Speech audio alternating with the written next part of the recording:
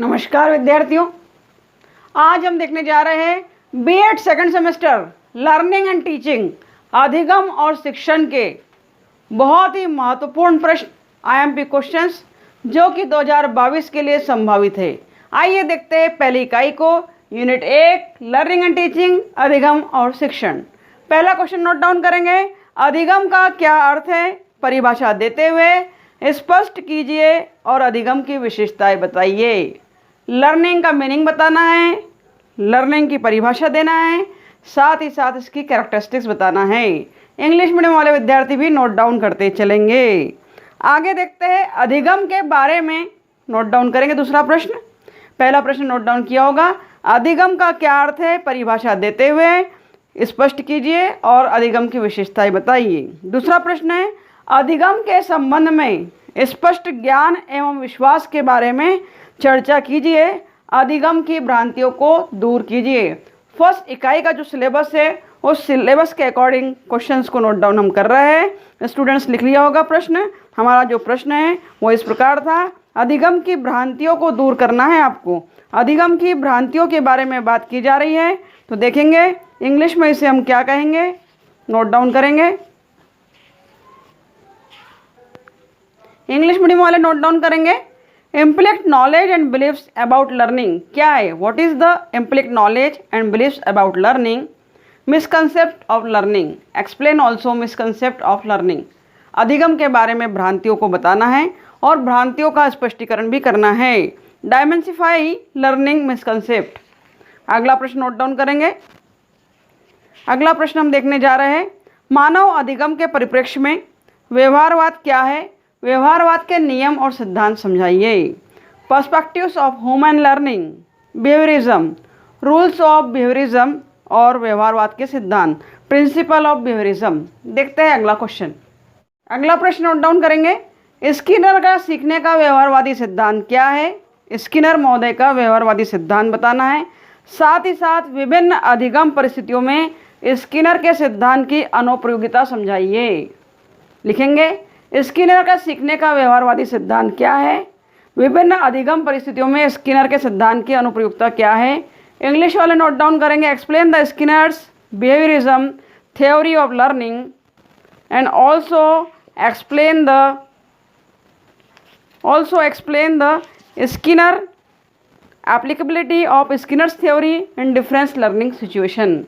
Also explain the applicability of Skinner's theory in different learning situation. आइए देखते हैं अगला प्रश्न। अगला प्रश्न है, जीन पियाजे का संज्ञानात्मक विकास का सिद्धांत क्या है। पियाजे के अनुसार संज्ञानात्मक विकास की प्रक्रिया एवं विशेषताएं बताते हुए पियाजे के अनुसार विकास की विभिन्न अवस्थाओं का संज्ञानात्मक विकास के संबंध में वर्णन करना है। विकास की संज्ञानात्मक अवस्थाओं का वर्णन कीजिए। इंग्लिश वाले लिखेंगे gene Piaget's theory of cognitive development and also right the process and characteristics of cognitive development according to पियाजे and also cognitive development and various stages of development according to पियाजे। Stages भी लिखना है, characteristics भी लिखना है और साथ ही साथ इसका कॉग्निटिव डेवलपमेंट सिद्धांत क्या है यह भी बताना है। देखिए अगला प्रश्न। अगला प्रश्न नोट डाउन करेंगे। पियाजे के संज्ञानात्मक विकास सिद्धांत की प्रमुख संकल्पनाएं क्या है, अर्थात मेन कंसेप्ट ऑफ पियाजे। ठीक है, पियाजे के संज्ञानात्मक विकास सिद्धांत की प्रमुख संकल्पनाएं क्या है, साथ ही साथ विभिन्न अधिगम परिस्थितियों में पियाजे के सिद्धांत की अनुप्रयोगिता बताइए। Applicability of Piaget's theory in different learning situation. पुनः प्रश्न को लिखेंगे, पियाजे की प्रमुख संकल्पनाएं क्या है तथा विभिन्न अधिगम परिस्थितियों में पियाजे के सिद्धांत की अनुप्रयोगिता क्या है, अर्थात एप्लीकेबिलिटी ऑफ पियाजे theory in different learning situation.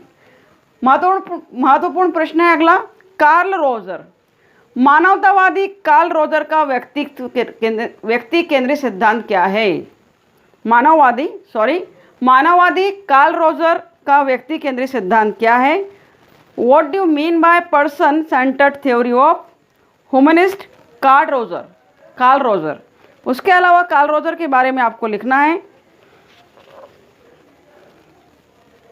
विभिन्न अधिगम परिस्थितियों में रोजर के सिद्धांत की अनुप्रयोगिता, applicability of Rogers theory in different learning situation.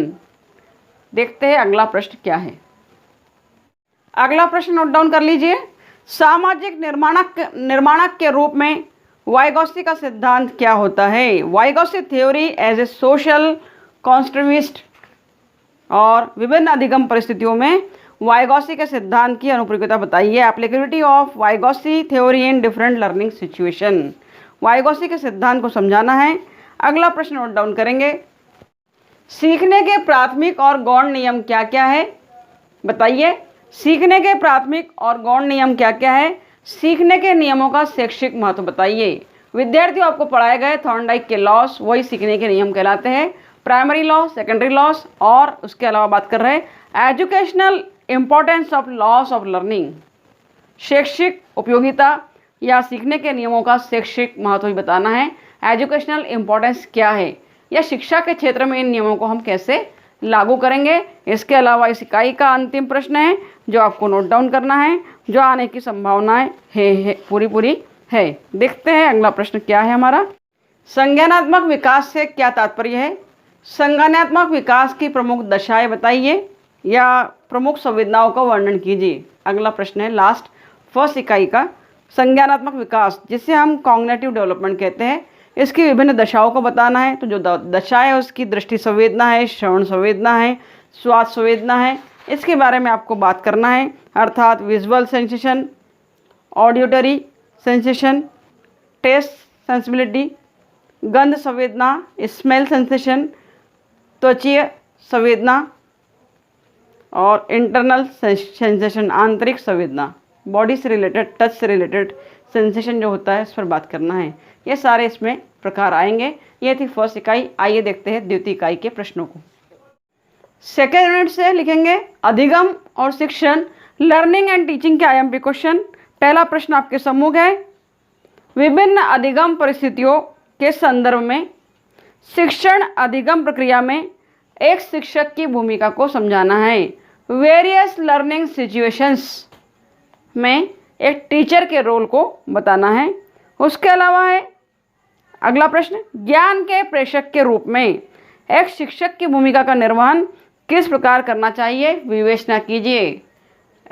As a transmitter of knowledge, एक टीचर कैसे नॉलेज को डिलीवर करेगा, इसके बारे में बात की जा रही है।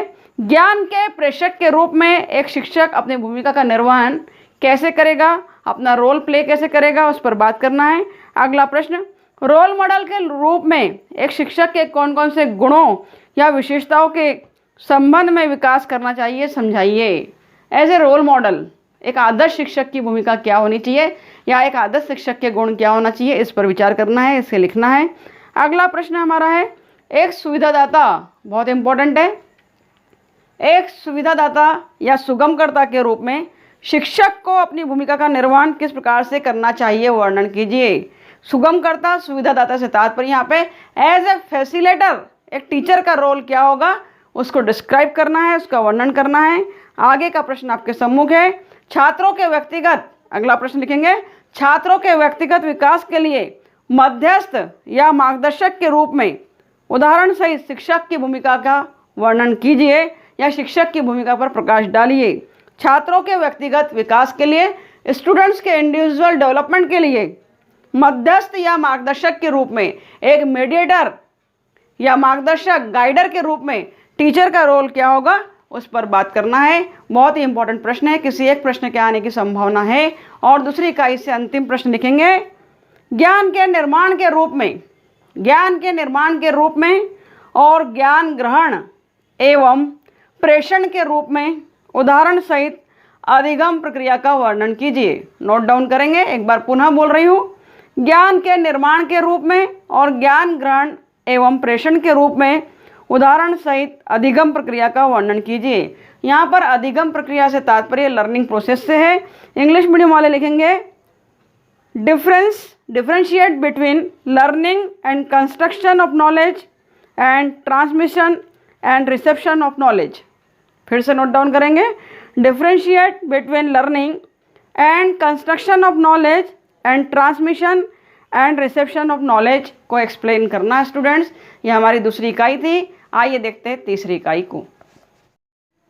लर्निंग एंड टीचिंग में थर्ड यूनिट का पहला क्वेश्चन नोट डाउन करेंगे। अधिगम के रचनावादी परिप्रेक्ष्य को समझाइए। लर्निंग इन कंस्ट्रक्टिविस्ट पर्सपेक्टिव्स को समझाना है। लर्निंग के कंस्ट्रक्शन पर्पस को समझाना है क्या होता है। तो अधिगम में रचनावादी परिप्रेक्ष्य को समझाइए। उसके अलावा अगला प्रश्न लिखेंगे, ब्रूनर के अधिगम सिद्धांत का वर्णन कीजिए, या ब्रूनर के ज्ञानात्मक बौद्धिक विकास की अवस्थाओं का वर्णन कीजिए। ब्रूनर की लर्निंग प्रिंसिपल्स को बताना है।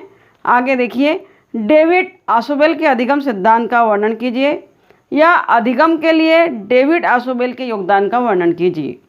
डेविड आसुबेल के अधिगम सिद्धांत लर्निंग प्रिंसिपल्स को बताना है। इसके अलावा क्वेश्चन को नोट डाउन करेंगे। देखेंगे स्टूडेंट्स, ये अगला क्वेश्चन आपके सम्मुख है। सामाजिक निर्माणवादी परिप्रेक्ष्य को स्पष्ट करते हुए इसके संदर्भ में आसुबेल के सिद्धांत को बताइए। अगला प्रश्न नोट डाउन करेंगे। प्रश्न क्रमांक अगला इसी क्रम में, शिक्षण में वाइगॉत्स्की के विचारों की अनुप्रयोग के रूप में या अनुप्रयोगिता के रूप में अधिगम विकास में प्रतीकों एवं उपकरणों की भूमिका पर प्रकाश डालिए। देखते हैं अगला प्रश्न।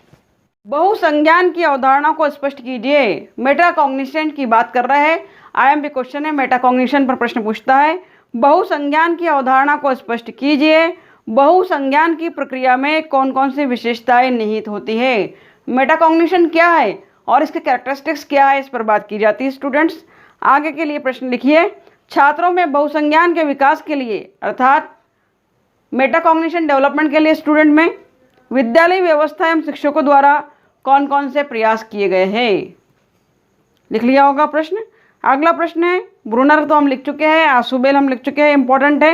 वाइगॉत्स्की भी इंपॉर्टेंट है थर्ड यूनिट में, ध्यान रखिएगा। और इसके अलावा बहुत इंपॉर्टेंट है बहुसंज्ञान, मेटाकॉग्निशन। इन प्रश्नों पर जरूर ध्यान दीजिएगा। आइए देखते हैं हम फोर्थ यूनिट को। फोर्थ यूनिट से देख रहे हैं अंतिम इकाई के प्रश्न हम। लर्निंग और टीचिंग में पहला प्रश्न लिखिए, व्यक्तिगत विशेष विभिन्नताएं क्या है, इसका शिक्षा में क्या महत्व है। इंडिविजुअल डिफरेंसेस की बात कर रहे हैं, क्या इंपॉर्टेंस है। इसी क्रम में व्यक्तिगत विभिन्नताओं से संबंधित विभिन्न शिक्षण प्रविधियों का भी उल्लेख कीजिए। अगला प्रश्न नोट डाउन करेंगे, व्यक्तिगत भिन्नता से आप क्या समझते हैं। व्यक्तिगत भिन्नता के प्रकार तथा प्रभावित करने वाले कारकों का वर्णन कीजिए। 2022 के लिए संभावित प्रश्न है, इंपॉर्टेंट प्रश्न है। आगे प्रश्न लिखेंगे, सृजनात्मकता क्या है, क्रिएटिविटी की बात की जा रही है, क्या है, शिक्षण में इसका क्या महत्व है। What is the creativity, importance of creativity in teaching, इस पर प्रश्न लिखना है। सृजनात्मक बालक की पहचान किस प्रकार की जा सकती है। क्रिएटिव स्टूडेंट की पहचान या आइडेंटिफाई कैसे करेंगे, यह भी एक प्रश्न है। अगला प्रश्न नोट डाउन करेंगे, व्यक्तित्व क्या है, व्यक्तित्व के स्वरूप को स्पष्ट कीजिए। देखते हैं अगला प्रश्न। अगला प्रश्न है, व्यक्तित्व विकास से क्या आशय है। व्यक्तित्व विकास की विभिन्न अवस्थाओं पर प्रकाश डालिए। पर्सनालिटी डेवलपमेंट और पर्सनालिटी डेवलपमेंट के स्टेजेस की बात की जा रही है। अगला प्रश्न लिखेंगे, नोट डाउन करेंगे, बुद्धि मापन का क्या अर्थ है। इंटेलिजेंस की बात की जा रही है, इंटेलिजेंस मेजरमेंट क्या है, बुद्धि मापन क्या है। बुद्धि परीक्षण की आवश्यकता एवं इतिहास बताइए। इंटेलिजेंस मेजरमेंट की हिस्ट्री बताना है, क्या है, इतिहास बताइए, आवश्यकता और नीड बतानी है। इसके अलावा प्रश्न लिखेंगे, निम्नलिखित बुद्धि परीक्षणों को उदाहरण समझाइए। किसी भी बुद्धि परीक्षण पर, इंटेलिजेंस एक्सपेरिमेंट पर सवाल किया जा सकता है। यह प्रकार है विभिन्न प्रकार के जो आपको याद करना है। बिनेट साइमन बुद्धि scale, Stanford Binet scale, Porteus भूल भुलैया test, army alpha test, army beta test, Wechsler value test, सेना सामान्य वर्गीकरण टेस्ट और शिकागो क्रियात्मक टेस्ट। ये सारे एक्सपेरिमेंट बुद्धि परीक्षण या इंटेलिजेंस एक्सपेरिमेंट है, इंपॉर्टेंट है, इसे पढ़कर जाइएगा। और इसके अलावा अगला महत्वपूर्ण प्रश्न है, गार्डनर के बहुबुद्धि सिद्धांत को समझाइए, या गार्डनर के अनुसार बुद्धि के कितने प्रकार होते हैं बताइए। वेरी वेरी आईएमपी क्वेश्चन है। अगला क्वेश्चन इसी क्रम में देखेंगे, अधिगम शैलियों से आप क्या समझते हैं। लर्निंग स्टाइल्स की बात की जा रही है, अधिगम शैलियों से आप क्या समझते हैं। अधिगम शैलियों के विभिन्न प्रकारों को वो समझाइए या वर्णन कीजिए। लर्निंग स्टाइल्स के टाइप्स को बताना है। और अगला प्रश्न लिखिए, प्रतिभाशाली बालक कौन होता है, इसकी प्रमुख विशेषताएं क्या है, क्या समस्या है और समाधान क्या है। प्रतिभाशाली बालक पर प्रश्न पूछा गया है 2021 में, तो हो सकता है 2022 में प्रतिभाशाली बालक को स्किप कर दे। अगला प्रश्न प्रतिभाशाली बालक के अलावा और निशान लगाना है आपको। पिछड़े बालक से आप क्या समझते हैं।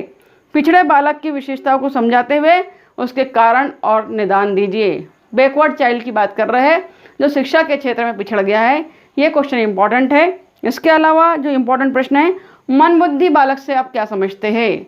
मेंटली रिटार्डेड बालक जो है स्टूडेंट है, उससे आप क्या समझते हैं। मन बुद्धि बालक की शिक्षण व्यवस्था किस प्रकार की होनी चाहिए, या मन बुद्धि बालक की विशेषताएं क्या है, समस्याएं क्या है, निराकरण क्या है। इस पर इस बार प्रश्न ज़्यादा पूछे जाने की संभावना है, क्योंकि प्रतिभाशाली बालक को बार बार पूछा गया है। एक बार प्रतिभाशाली बालक को पढ़ लीजिएगा, और इसके अलावा मंदबुद्धि बालक और धीमी गति से सीखने वाले बालकों के प्रश्नों को जरूर तैयार कीजिएगा। अगला प्रश्न है, धीमी गति से सीखने वाले बच्चों से क्या आशय है। धीमी गति से सीखने वाले बालकों की पहचान एवं धीमी गति से सीखने के कारणों को स्पष्ट कीजिए। स्लो लर्नर चाइल्ड की बात की जा रही है। धीमी गति से सीखने वाले बच्चों से क्या आशय है, मोस्ट IMP प्रश्न है। धीमी गति से सीखने वाले बच्चों की पहचान एवं कैसे आइडेंटिफाई करेंगे आप स्लो लर्नर्स को, पहचान एवं धीमी गति से सीखने के कारणों को स्पष्ट कीजिए। इसके अलावा एक और प्रश्न देखते हैं, आइए।